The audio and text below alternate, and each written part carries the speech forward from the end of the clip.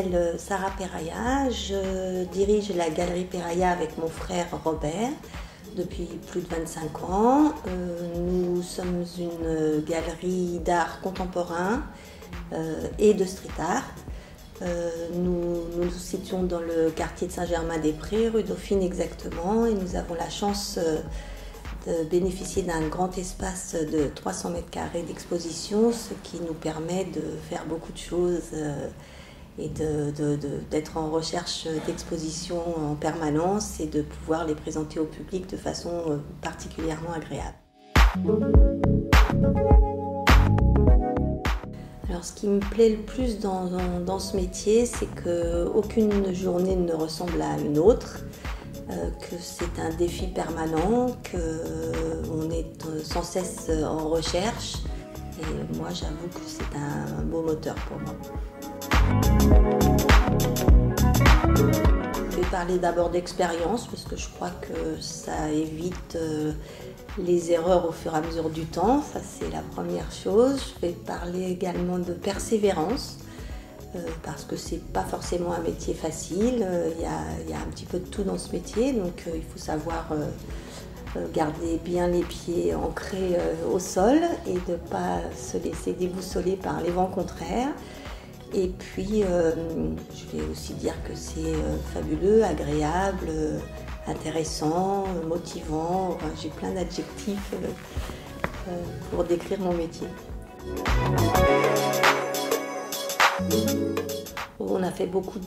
d'expositions en 25 ans, bien évidemment, mais moi, personnellement en tout cas, il y en a une que j'ai adoré faire,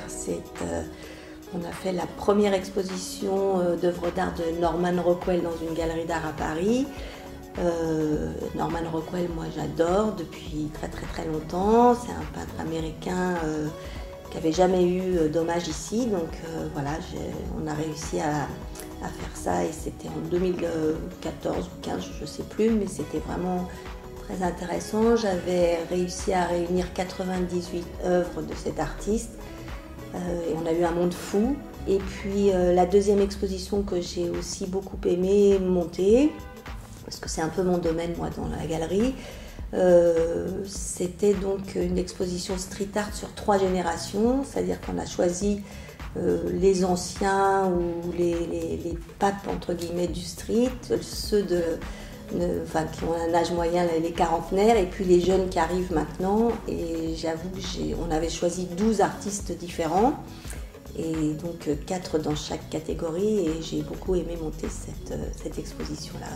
qui a eu également beaucoup de succès.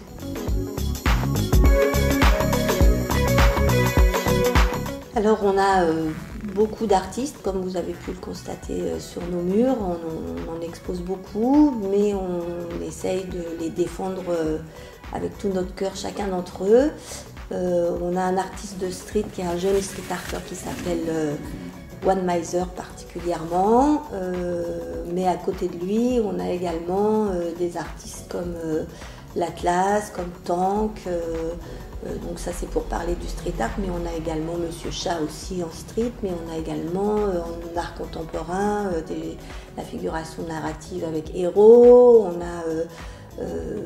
Combas, Robert Combas, et puis on a un artiste qui a fait ses débuts chez nous, qui s'appelle Richard Orlinski, avec qui on est très amis, donc qui est parfois décrié dans le domaine de l'art, mais avec qui on travaille beaucoup et pour qui on a énormément d'estime.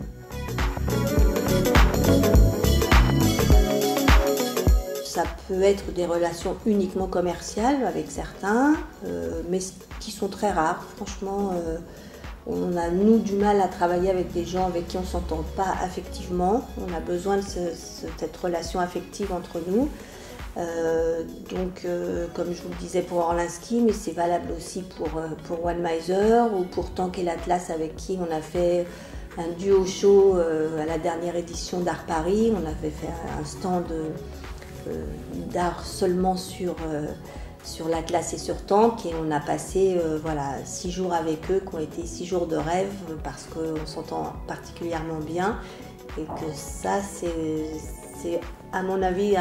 très important aussi dans le travail.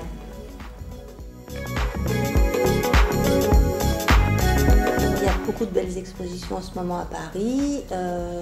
notamment Vils pour ceux qui aiment le street art, mais je parlerai surtout de l'expo sur Klimt qui se déroule en ce moment à l'Atelier des Lumières, qui est une exposition grand public et vraiment j'ai trouvé ça extrêmement émouvant et je vous conseille vraiment d'aller voir ça.